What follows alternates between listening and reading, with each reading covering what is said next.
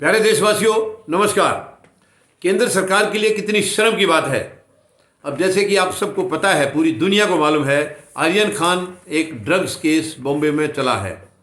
काफ़ी लंबे समय तक वो लड़का जेल में भी रहा है और अब 28 अक्टूबर की उसकी जमानत हुई थी, क्योंकि फिजिकली जेल से बाहर वो 30 को आए, 28 को जमानत हो गई थी। उसमें अब उनकी जो पूरी डिटेल जो आई है, बेल का जो नोट पूरा आया है, माननीय उच्च न्यायालय बॉम्बे ने क्लियर कट लिखा है कि आर्यन खान के खिलाफ कोई दोष साबित नहीं हो रहा है, कोई भी सबूत नहीं मिला है। जो इसने कहा था एनसीबी ने कि ये कोई साजिश थी, इनकी मिली भगत थी। जो 3 बच्चे पकड़े गए थे, इनकी आपस में चैट हुई थी और उसके अंदर इनकी साजिश थी।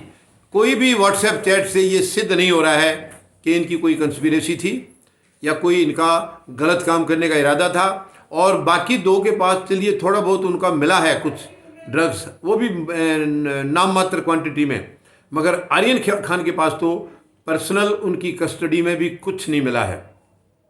ना उनके पास ड्रग्स मिला है, ना उनकी कोई साजिश है, ऐसा कुछ भी सबूत नहीं हुआ है।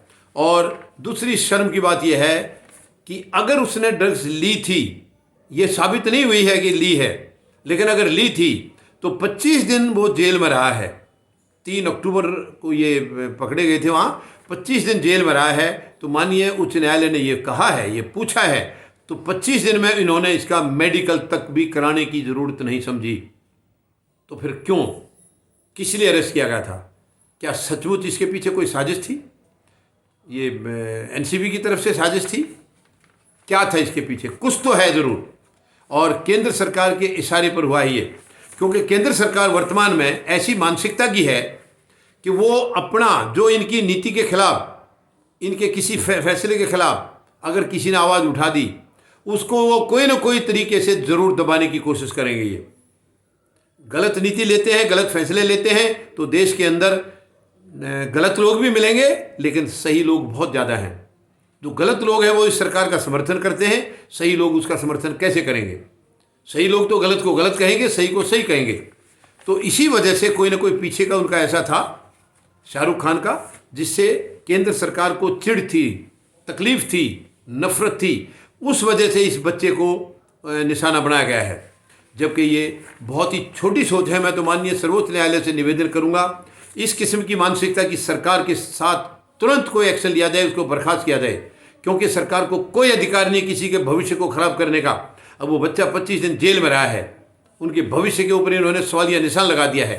क्या अधिकार है किसी को, किसी पॉलिटिशियन को, किसी पार्टी को या किसी सरकार को किसी के खिलाफ गलत साजिश करके उसके करियर के ऊपर, इस तरीके से उसके करैक्टर के ऊपर धब्बा लगा देना, किसी को कोई अधिकार नहीं है। ये डूब बनने की बात है, शर्म की बात है। और ऐसी जो सरकार करती है उसके खिलाफ माननीय सर्वोच्च न्यायालय को सख्त से सख्त एक्शन लेना चाहिए, तुरंत उनको बर्खास्त करना चाहिए और उनके ऊपर केस लगना चाहिए। वो बच्चा जेल में जा सकता है इनकी झूठ बोलने से, तो इनकी झूठ की सज़ा इनको क्यों नहीं मिल सकती है? इनको इसकी सज़ा ज़रूर मिलनी चाहिए, ताकि ये धंधे, ये सरकारें इस किस्म का गलत काम करना बंद कर दें। ये सरकारों के लिए शर्म की बात है। यानी वो पावर में आ गए तो केवल उसका पावर का गलत इस्तेमाल करते हैं, मिसयूज करते हैं। उस पावर से अच्छा काम क्यों नहीं करते हैं? आपको मौका मिला है, आप जनता की सेवा करिए, जनता के लिए कुछ अच्छाइयाँ करिए, ऐसा करिए वो हमेशा आपको याद रखें। लेकिन नहीं, इनको अपनी दुश्मनी निकालनी है, पावर लेकर के, ताकत लेकर के दुश्मनी निकालनी है, काम कुछ नहीं करना, भला किसी का नहीं करना है। तो ये शर्म की बात है, डूब मरने की बात है। यानी उस बच्चे के खिलाफ झूठे आरोप लगाए गए हैं। कोई, हालांकि ये पहले दिन से आवाज़ उठ रही थी, ये साजिश है ये, लेकिन किसी बच्चे, ये क्या ये अपने बच्चों की तरफ देखेंगे? ये क्या इनके बच्चों के साथ अगर कोई ऐसा करे तो इनके ऊपर क्या बीतेगी, क्या गुजरेगी इनके ऊपर? शर्म आनी चाहिए। ये बहुत दुख की बात है। जिस बच्चे ने ना उसके पास पोजेशन में मिला, ना उसने यूज कर रखी थी, ना ही उसकी चैटिंग में कोई साजिश कहीं सामने आई, तो कैसे एनसीबी को कैसे नज़र आ गई है? जो दोष उस लड़के ने किया नहीं, तो वो दोष उनको कहाँ से नज़र आ गया? कैसे नज़र आ गया उनको? ये डूब मरने की बात है। अपने अंदर झांके सरकार, अपने अंदर झांके, आप कितनी साजिशों की सरकार हैं, कितने आप किसी को बर्बादी के लिए इस किस्म की घटिया हरकतें करते हैं। शर्म की बात है, डूब मरने की बात है। किसी भी सरकार को ये शोभा नहीं देता, और ऐसी सरकार को सत्ता में रहने का कोई अधिकार नहीं है। कोई अधिकार नहीं है। और जनता एक दिन इंश्योर करेगी। मुझे तो उम्मीद है माननीय सर्वोच्च न्यायालय जरूर इस पर कोई एक्शन लें, वरना जनता को एक्शन लेना होगा। जनता को एक दिन लेना होगा, सड़कों पे आना होगा। जैसे किसानों ने सरकार को झुका दिया क्योंकि सरकार गलत थी, सरकार की नीयत में खोट था, सरकार का कानून गलत था, इसलिए उनको झुकाया, शांति से झुकाया, अहिंसा के तरीके से झुकाया है। इसी तरीके से जनता को आना होगा, इकट्ठे सड़कों पर आना होगा और सरकारों को मजबूर करना होगा कि तुम कोई गलत फैसला नहीं ले सकते हैं। किसी की इज्जत के खिलाफ आप ऐसे गलत काम नहीं कर सकते हैं। ये जनता को फैसला लेना होगा, क्योंकि जनता सर्वशक्तिमान होती है, सब कुछ जनता के नीचे होता है। जो जन संसद है उसी के नीचे सब कुछ आता है। जन संसद सर्वोपरि है। तो जन संसद को सामने आना होगा और ये जो बैठे हैं, जो गलत काम कर रहे हैं, इनको बाहर का रास्ता दिखाना होगा, ताकि आगे आने वाली पीढ़ियों के लिए भी, आने वाली सरकारों के लिए भी एक मिसाल बने। ये हमें करना होगा।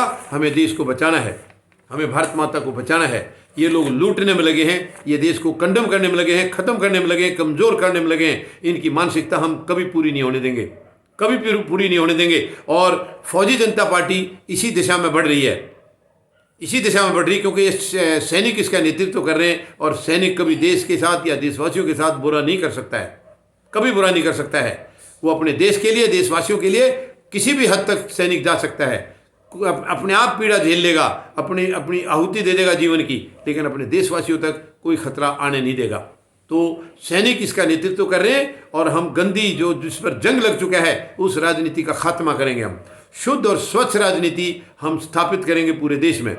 यानी गंदगी जो सचमुच है वो राजनीति में है, तो हमें झाड़ू राजनीति में लगाना होगा। राजनीति में जिस दिन झाड़ू लग जाएगा उसी दिन हमारी राजनीति स्वच्छ हो जाएगी और ये भारत स्वच्छ हो जाएगा। हमें उस काम में लगना है। पूरे देशवासियों से मेरा निवेदन है, अपील है, आप सब फौज जनता पार्टी के साथ आएं और महान शहीदों के सपनों के भारत का निर्माण करें। धन्यवाद।